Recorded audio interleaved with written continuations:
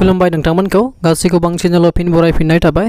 तो लोगोफोर नोंथांमोना भिडिअखौ नायनानै एसे हमनो हाखादों जानांगौ आब' फैसालि ब्रह्मजों नुनाय गथ'आ बेनि असे गथ' नङा बियो।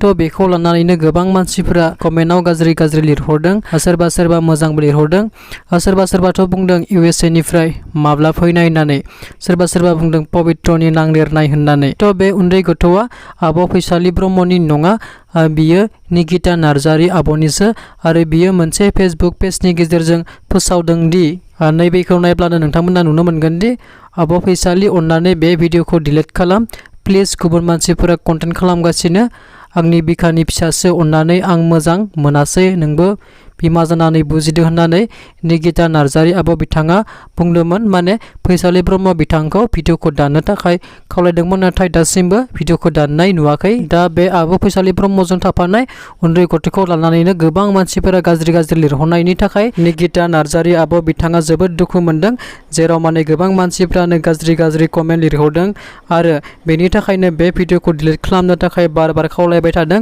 नाथाय आब' फैसालि ब्रह्मआ दासिमबो बे भिडिअखौ दानाखै।